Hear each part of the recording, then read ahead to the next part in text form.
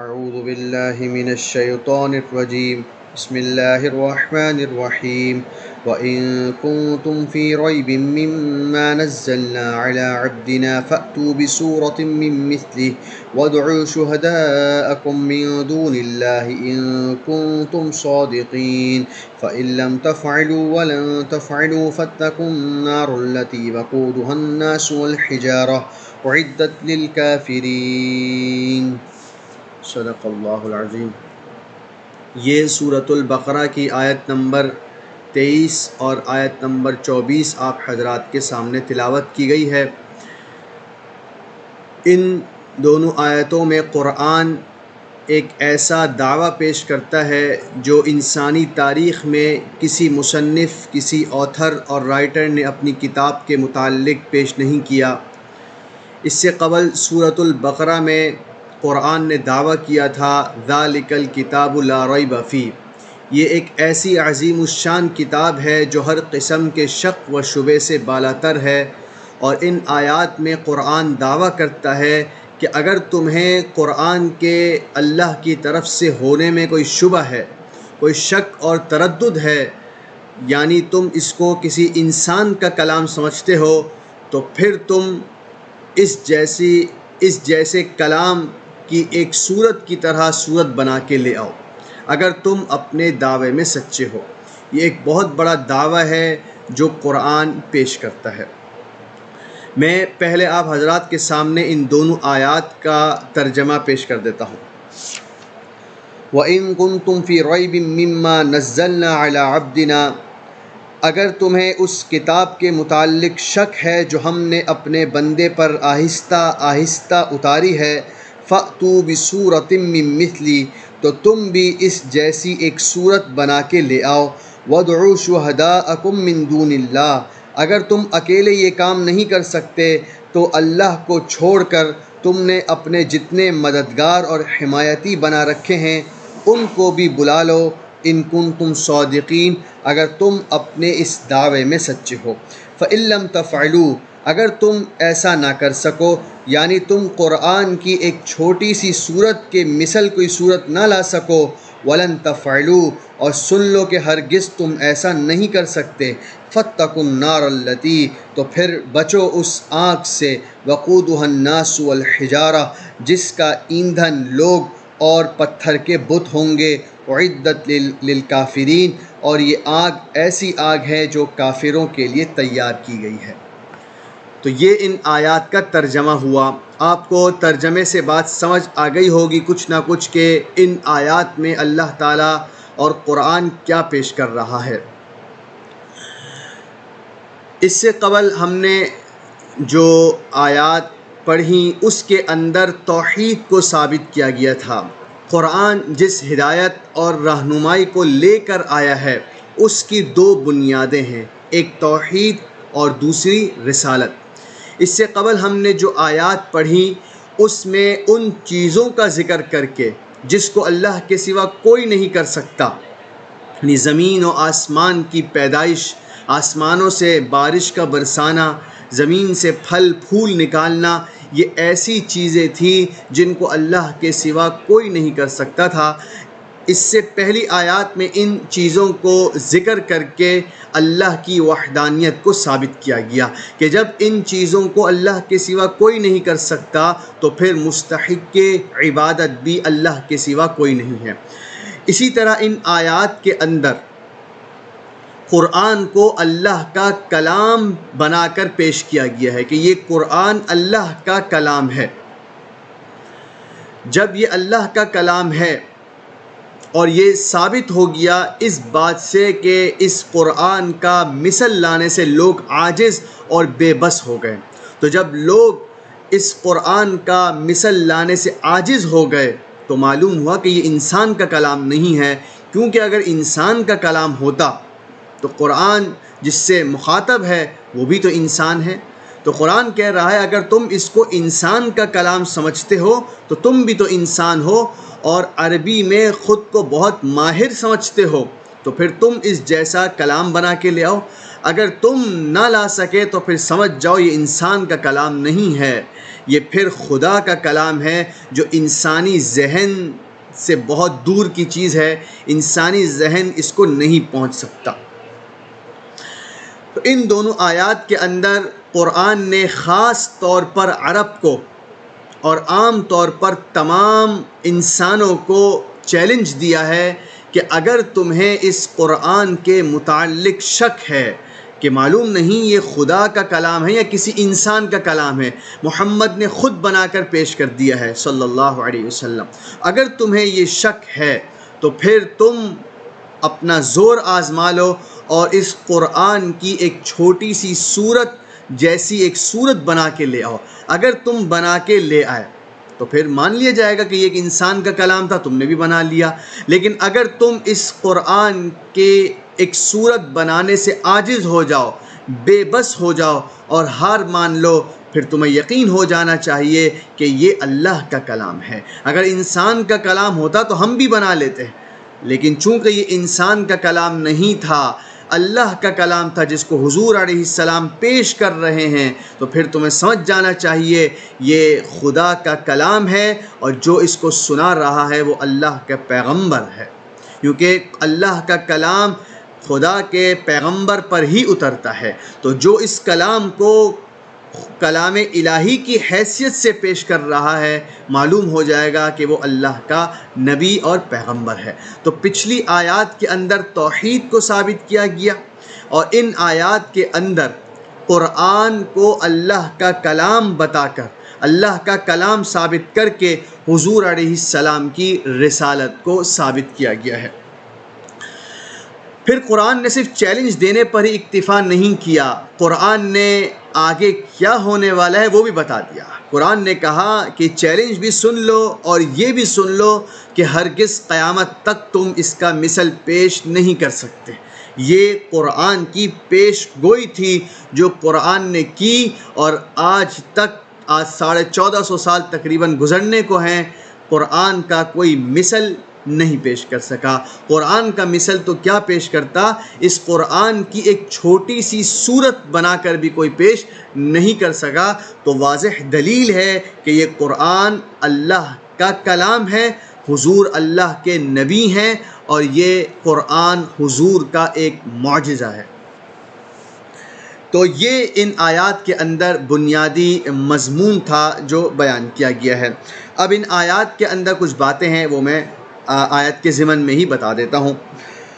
اللہ تعالیٰ نے ابتدا میں کہا وَإِن كُنتُمْ فِي رَيْبٍ، اگر تمہیں کوئی شک ہے اس کتاب کے متعلق جو ہم نے اپنے بندے پر آہستہ آہستہ کر کے نازل کی ہے۔ یہاں پر اللہ تعالیٰ نے ریب کا لفظ استعمال کیا ہے جس کے معنی شک اور شبہ کے آتے ہیں۔ اگر آپ ہمارے ساتھ شروع سے چل رہے ہیں تو سورۃ البقرہ کے شروع میں اللہ تعالیٰ نے بیان کیا تھا ذَلِكَ الْكِتَابُ لَا رَيْبَ فِيهِ، یہ ایسی کتاب ہے جو ہر قسم کے شک و شبہ سے بالاتر ہے۔ اب ایک طالب علم کو یہاں سوال پیش آتا ہے کہ قرآن شروع میں کہتا ہے کہ اس کتاب میں کوئی شک نہیں ہے، یہاں پر قرآن کہتا ہے کہ اگر تمہیں اس کتاب کے متعلق شک پیدا ہو جائے، یہ تو دو مختلف باتیں ہو گئی۔ پہلے کہا اس کتاب میں کوئی شک نہیں ہے، یہاں کہا اگر تمہیں شک پیدا ہو جائے، تو اس سوال کا جواب تھوڑے سے غور و فکر کے بعد ہی حل ہو جاتا ہے۔ وہ اس طرح کہ قرآن نے ابتدا میں جس شک کی نفی کی تھی وہ اس سے متعلق تھی کہ اس قرآن کے اندر کوئی بات بھی شک اور شبہ والی نہیں ہے، بلکہ جتنی باتیں، جتنے احکامات قرآن نے بیان کیے وہ حق اور سچ ہے۔ یہاں جس شک کو ثابت کیا گیا ہے وہ انسان کو پیش آنے والا شک ہے۔ تو قرآن جس شک کی نفی کر رہا تھا وہ اس شک کی تھی جو کتاب کے متعلق تھی، یعنی قرآن کے اندر تو کوئی شک نہیں ہے، ہاں لوگوں کو اپنی کم عقلی اور کم فہمی کی بنا پر شک ہو جائے تو قرآن نے اس کی نفی نہیں کی ہے، اور یہاں یہی بتایا جا رہا ہے اگر تمہیں شک پیش آ جائے، قرآن میں تو کوئی شک نہیں ہے، تمہیں اپنی کم عقلی کی بنا پر اگر شک ہے تو پھر اس جیسا کلام تم بنا کے لے آؤ۔ مما نزلنا علی عبدنا فأتوا بسورۃ من مثلی، تو تم اس جیسی سورت بنا کے لے آؤ۔ یہاں پر سورہ کا لفظ ہے، بغیر الف لام کے۔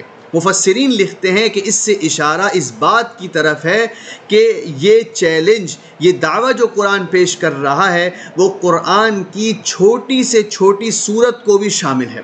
یعنی اگر سورہ اخلاص سورۃ الکوثر کے جیسی بھی کوئی سورت بنا کے لے آئے قرآن کے مثل، تو وہ بھی اپنے دعوے میں اور اپنے چیلنج میں یہ چیلنج جیت جائے گا۔ لیکن آج تک ایسا نہیں ہو سکا کہ کوئی شخص قرآن کی چھوٹی سورت جیسی بھی سورت پیش کر سکا ہو۔ وَادْعُوا شُهَدَاءَكُمْ، کوئی کہہ سکتا تھا کہ یہ تو مجھ اکیلے کو چیلنج دیا جا رہا ہے، تو قرآن نے کہا اچھا اگر تم اکیلے نہیں کر سکتے ہو، وَادْعُوا شُهَدَاءَكُمْ مِن دُونِ اللَّهِ، تو اللہ کو چھوڑ کر جتنے تم نے اپنے مددگار بنا رکھے ہیں، حمایتی بنا رکھے ہیں، ہم نوا بنا رکھے ہیں، جو تمہاری طرح قرآن کے منکر ہیں، ان کو بھی جمع کر لو۔ اگر تم اکیلے یہ کام نہیں کر سکتے تو پھر سب لوگوں کو جمع کر لو، مل بیٹھ کر باہم مشورے سے قرآن کی ایک چھوٹی سی سورت جیسی سورت بنا کے لے آؤ۔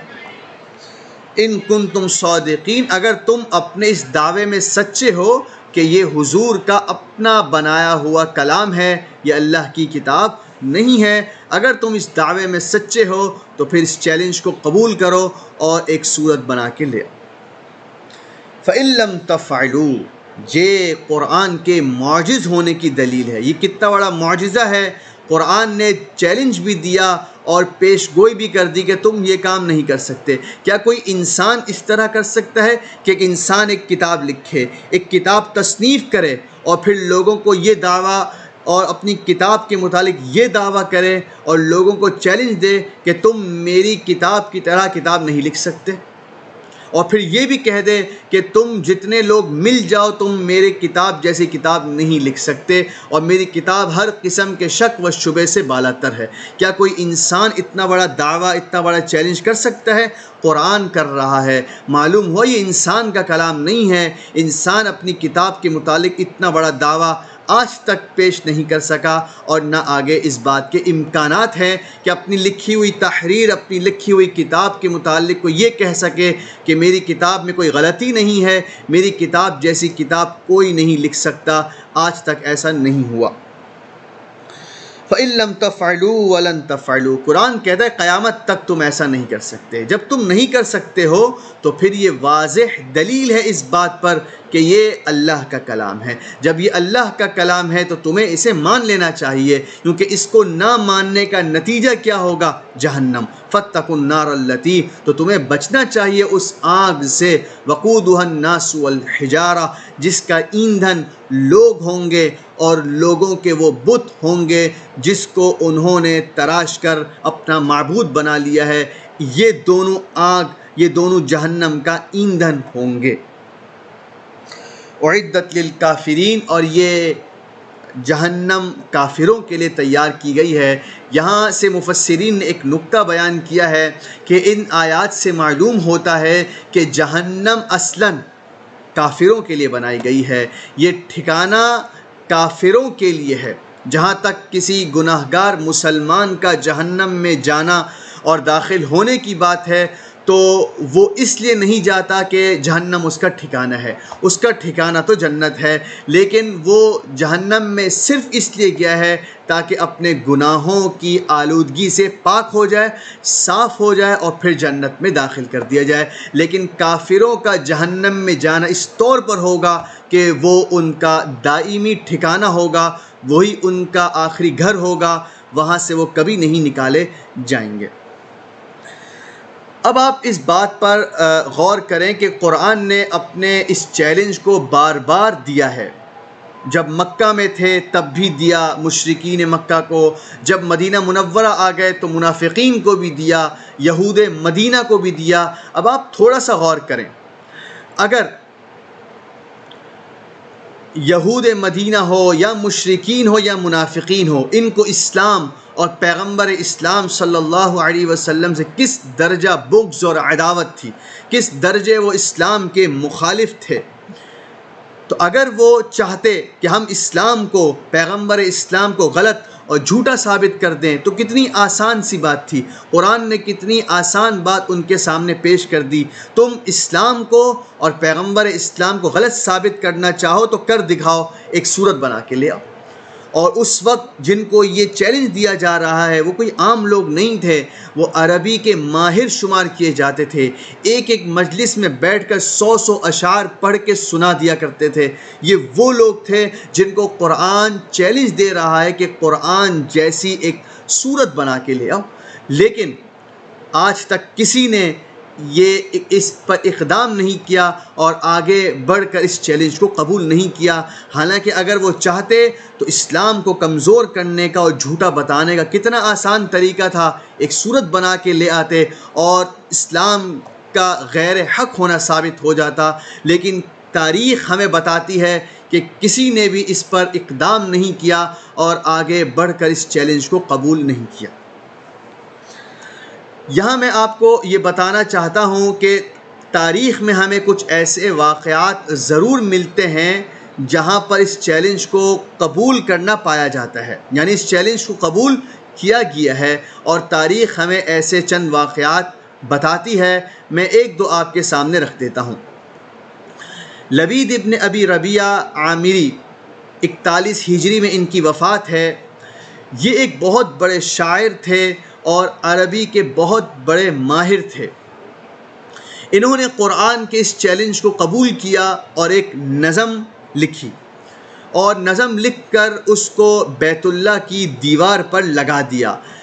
اس زمانے میں کسی شاعر کی نظم کا بیت اللہ کی دیوار پر لگ جانا یہ بہت اعزاز کی بات تھی، یہ اس بات کی علامت تھی کہ یہ ایسی نظم ہے جس کا مقابلہ نہیں کیا جا سکتا ہے۔ اس کو بیت اللہ کی دیوار پر آویزہ کر دیا گیا، لگا دیا گیا۔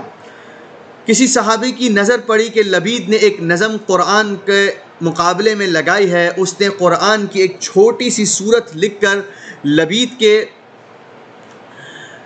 نظم کے سامنے لگا دی۔ جب لبید اگلے دن آیا اور بیت اللہ کی دیوار کو دیکھا تو جب اس نے قرآن کی صورت کو پڑھنا شروع کیا تو وہ بہت متاثر ہوا اور پڑھتا گیا اور متاثر ہوتا گیا، اور اس نے کہا اور اعتراف کیا کہ یہ کسی انسان کا کلام نہیں ہے، یہ خدائی کلام معلوم ہوتا ہے، اور اس نے اپنی نظم بیت اللہ کی دیوار سے نکال دی۔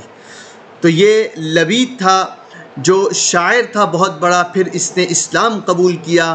پھر جب حضرت عمر رضی اللہ عنہ کا زمانہ تھا تو حضرت عمر نے ایک روز ان سے درخواست کی کہ ہمیں شعر سناؤ، اور شعر کی فرمائش کی، تو حضرت لبید نے فرمایا کہ میرے لیے اب مناسب نہیں ہے کہ میں شعر پڑھوں، بعد ان علمنی اللہ البقرۃ و آل عمران، بعد اس کے کہ اللہ نے مجھے سورۃ البقرہ اور سورہ آل عمران کی تعلیم دے دی ہے۔ یعنی جب میرے سامنے اتنی بڑی اور عظیم الشان صورتیں موجود ہیں تو اب لبید کی کیا مجال ہے کہ وہ اشعار پڑھتا رہے۔ یہ پہلا واقعہ ہے۔ اس کے بعد ایک اور واقعہ ہے ابن المقفع کا، ایک مستشرق ہیں، انہوں نے اپنی کتاب محمد ہز لائف اینڈ ڈاکٹرائنز میں اس واقعے کو لکھا ہے اور کہا کہ محمد نے جو یہ دعویٰ کیا کہ قرآن ایک معجزہ ہے اور اللہ کا کلام ہے، اس دعوے کی حقانیت ثابت ہو جاتی ہے اس واقعے سے جو اسلام کے قیام کے 100 سال بعد پیش آیا، اور پھر اس نے یہ واقعہ نقل کیا ایک مستشرق کی کتاب کے اندر، یہ بات موجود ہے۔ البتہ ہمارے جو مصنفین ہیں انہوں نے بھی اس واقعے کو نقل کیا ہے۔ واقعہ یہ ہے کہ ابن المقفع ایک شخص تھا جو بہت بڑا عالم فاضل شخص تھا، بہت عمدہ نظم کہا کرتا تھا۔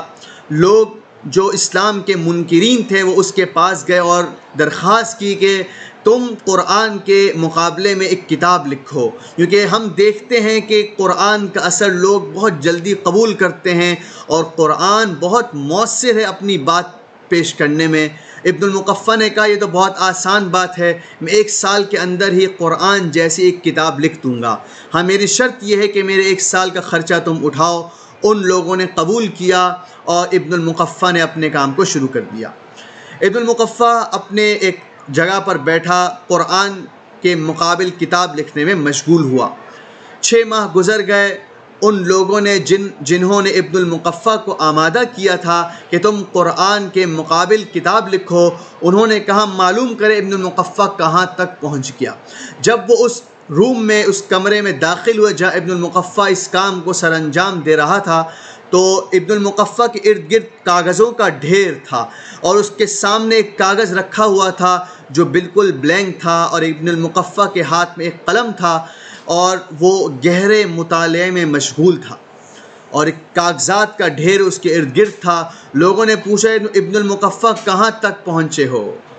کہا 6 ماہ گزر گئے ہیں، ایک جملے سے زیادہ نہیں لکھ سکا قرآن کے مقابلے میں، ابھی ایک جملہ ہی لکھا ہے، پھر لکھتا جاتا ہوں اور اس کو پھینک دیتا ہوں۔ میں نہیں لکھ سک رہا قرآن کے مقابل کتاب، میں اس سے دستبردار ہونا چاہتا ہوں، میں اس چیلنج کو قبول نہیں کر سکتا۔ ابن المقفع نے ان لوگوں سے معذرت کی کہ اگرچہ میں اتنا بڑا عالم فاضل ہوں، لیکن میں قرآن کا مقابلہ نہیں کر سکتا ہوں۔ تو بہرحال قرآن اپنے دعوے اور چیلنج پر آج تک قائم ہے، اور یہ چیلنج آج بھی لوگوں سے ہے۔ اگر انہیں شک ہے کہ یہ قرآن نہ جانے اللہ کی کتاب ہے یا نہیں، تو قرآن ان سے کہتا ہے فَأْتُوا بِسُورَةٍ مِّن مِّثْلِهِ، اگر تمہیں شک ہے تو پھر اس جیسی ایک کتاب بنا کے لے آؤ۔ کتاب کا مطالبہ نہیں ہے، بلکہ اس کتاب کی ایک چھوٹی سی صورت جیسی صورت بنا کے لے آؤ، تم اپنے دعوے میں جیت جاؤ گے، قرآن کا غلط ہونا ثابت ہو جائے گا۔ لیکن یاد رکھنا قرآن یہ بھی بتا دیتا ہے تم ایسا نہیں کر سکتے، قیامت تک تم ایسا نہیں کر سکتے۔ تو اب ہمیں کیا کرنا چاہیے؟ ہمیں اس قرآن کو قبول کرنا چاہیے، ہمیں مان لینا چاہیے یہ اللہ کی کتاب ہے جو اس نے انسانوں کی رہنمائی کے لیے، انسانوں کی ہدایت کے لیے بھیجی ہے، جس میں واضح کر دیا گیا کہ اللہ کس چیز سے راضی ہوتا ہے، اللہ کس چیز سے ناراض ہوتا ہے، کون سی چیز انسان کو خدا کے دربار میں کامیاب قرار دے دے گی، اور کون سی بات ہے جو خدا کے دربار میں اس کو رسوا کر دے گی۔ قرآن نے واضح طور پر بتا دیا ہے۔ اللہ تعالی ہمیں صحیح طور پر قرآن کو سمجھنے کی، اس پر عمل کرنے کی توفیق نصیب فرمائے۔ وآخر دعوانا ان الحمد للہ رب العالمین۔